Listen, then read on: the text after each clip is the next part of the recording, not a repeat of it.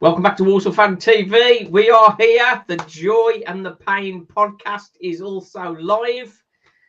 We're loving every minute. Right then, we're doing our series looking at the new teams that are coming into League Two. So far, we've talked to Wrexham, Notts County, Morecambe. We've got MK Dons to come on Thursday, but today we've got Dylan from Forest Green. How are we doing? Hello, I'm doing well. You? I'm good. We're trying to get in touch with Accrington as well, but I think they're hiding, I think. Well, first and foremost, Dylan, welcome to the channel, of course. Thank you.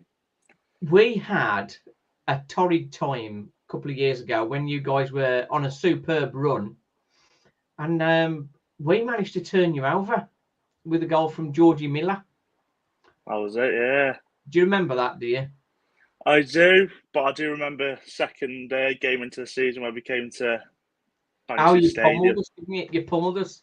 Now, what I was going to say, I had a bit of a tortuous journey there. We went down, we got there early, and in the town, we'd ordered some food, and the food took absolutely ages. And by the time we got the food, we were sort of behind the eight ball a little bit. We went up trying to park on the ground and realised what a small ground it was. Preparation is the key, obviously.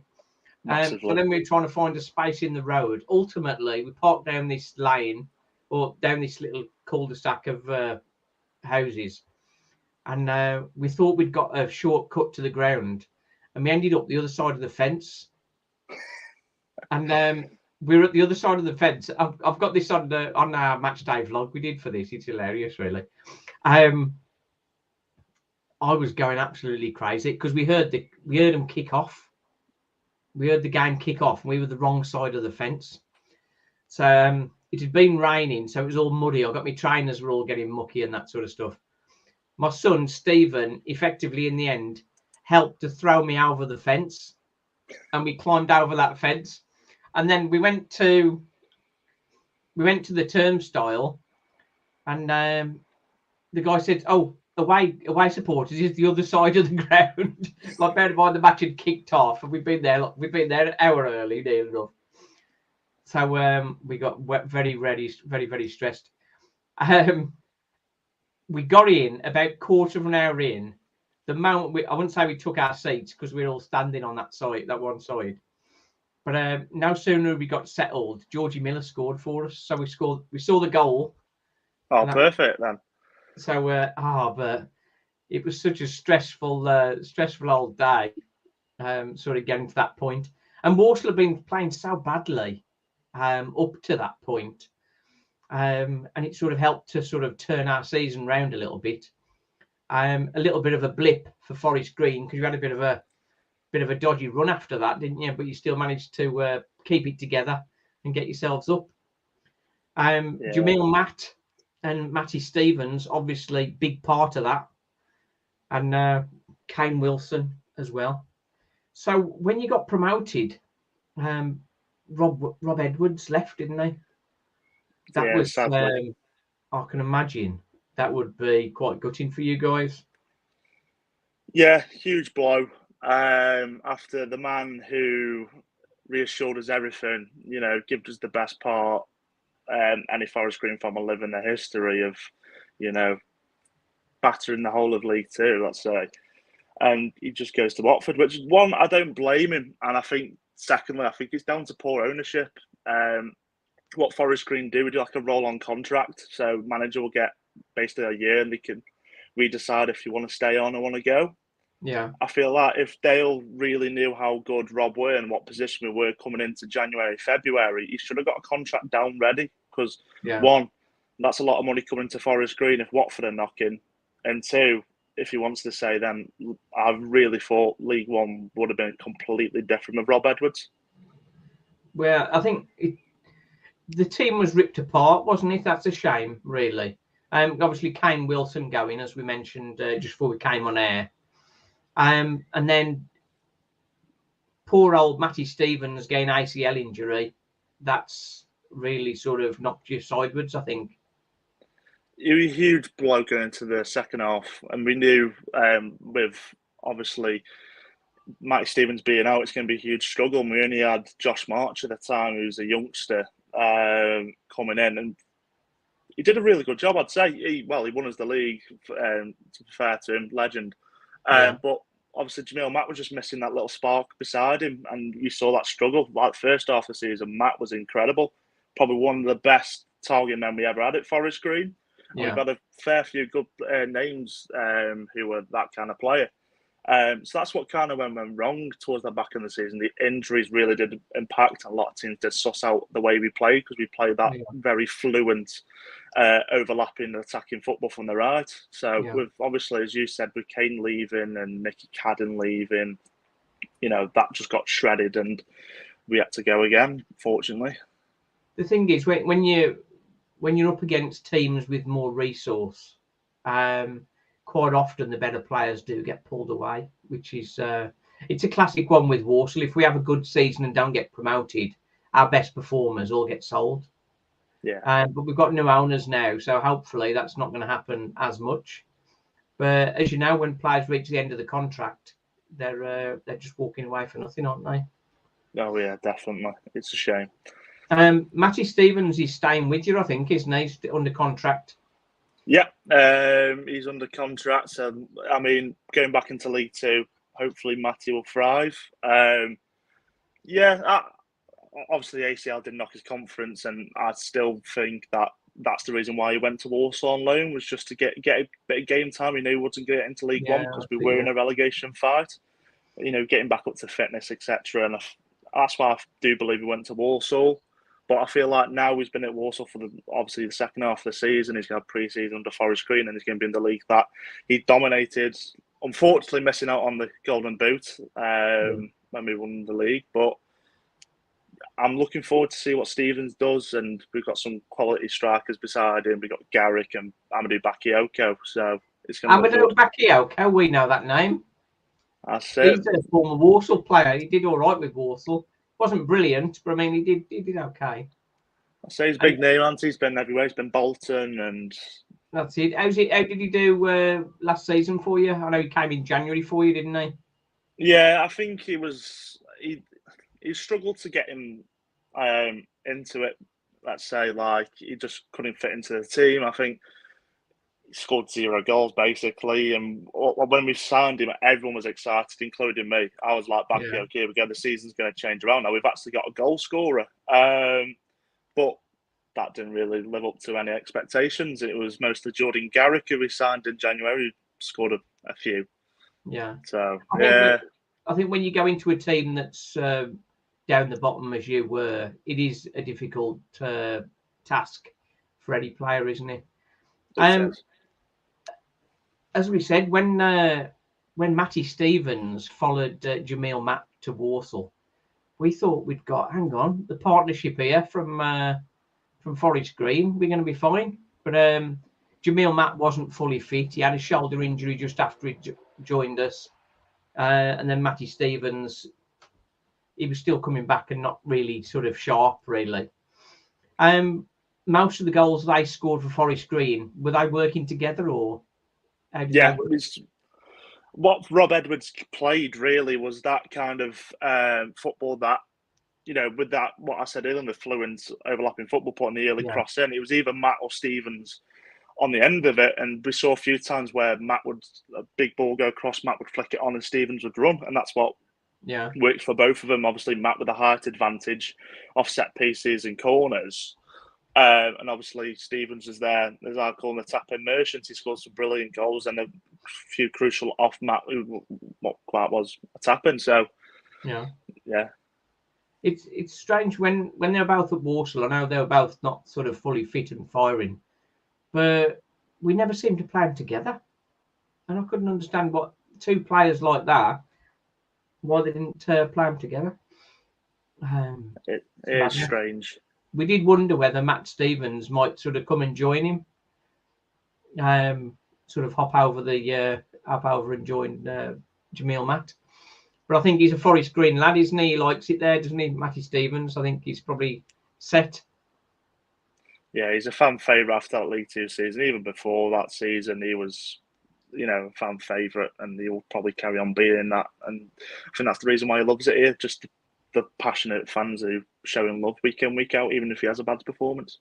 Yeah, I think after an ACL injury, you never really know whether the player's going to come back to the same level. It's a tough injury. It is, and it takes a lot of time. A lot of 8 to 9 months you're out.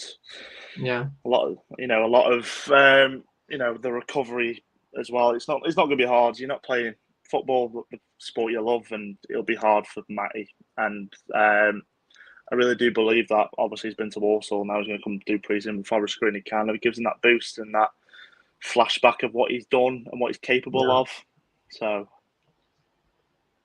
So for next season, what's your hopes for Forest Green? I don't really know. Obviously, are you nervous? Because we know there's some big hitters have arrived. Huge hitters, and I generally think Forest Green are a huge hitter in League Two. But obviously, we've been in League Two for 5 seasons, and obviously out of the 5, we've finished in the top 10 4 times. I'm obviously under Cooper and Rob. We've been really good. But what will make this season different is Duncan Ferguson. Yeah, he's a big presence, isn't he? Huge presence, but only won 1 game in League One, but that was due to Birchall's late sacking. Really, that fault was the relegation, in my opinion. We'll like to see what Duncan does. We've got a lot of players that have left, so it's down to him now. Let's see what team he can put together and see what we can thrive. But the quality in League Two this year is going to be unreal. Goal scorers such as Paul Mullin, David McGoldrick, Langstaff. Many more to name. Andy Cook as well. Yeah, Andy Cook. Yeah, it's going to be Jamil Mack, of course.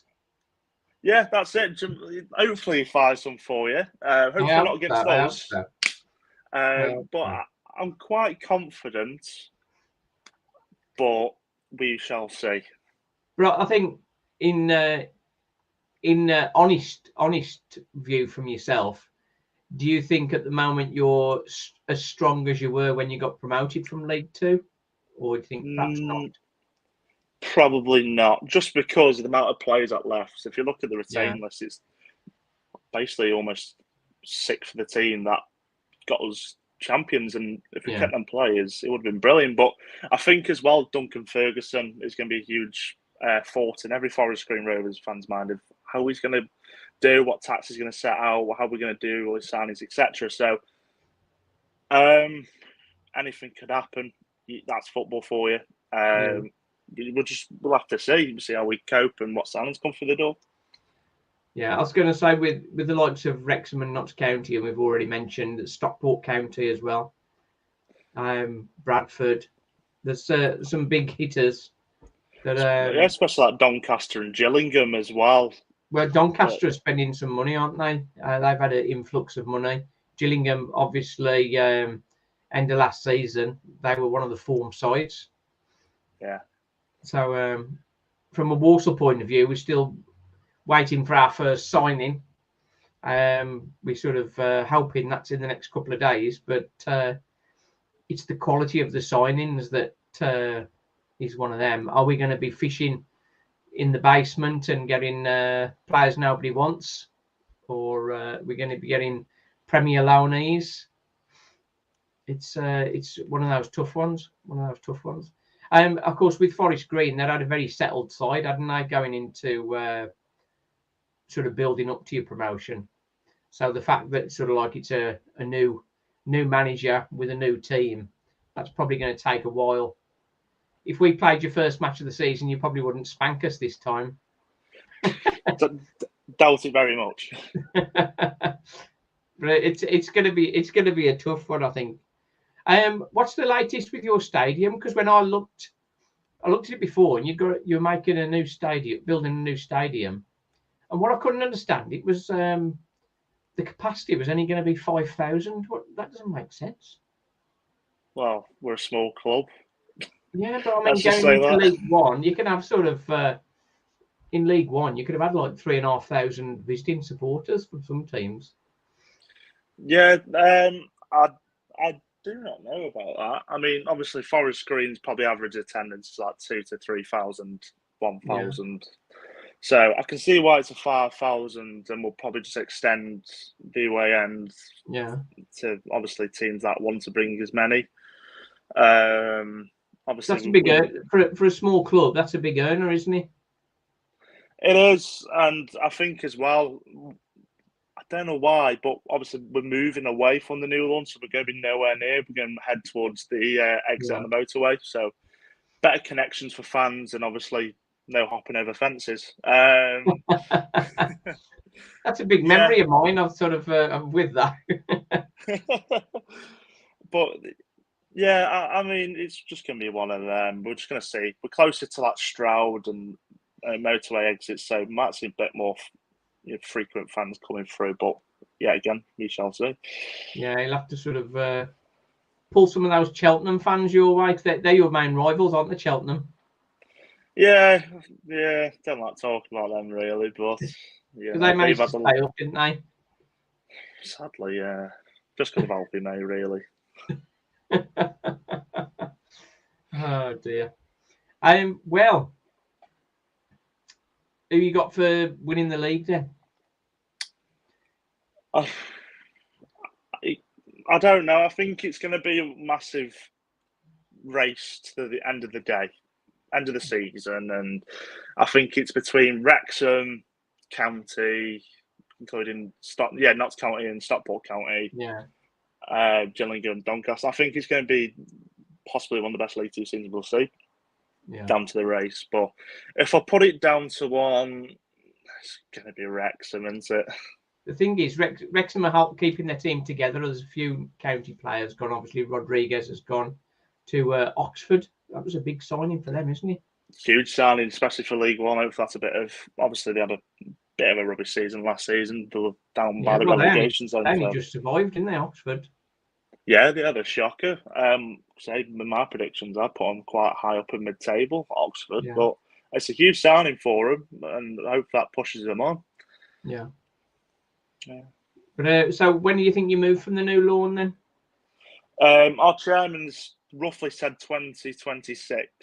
2026. Okay, so I'll have to find the right way around the fence this year.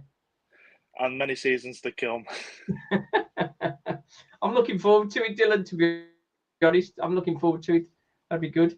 Anyway, we'll leave it there. That's been good to have you on, and good luck for the season. Thank you, Andrew.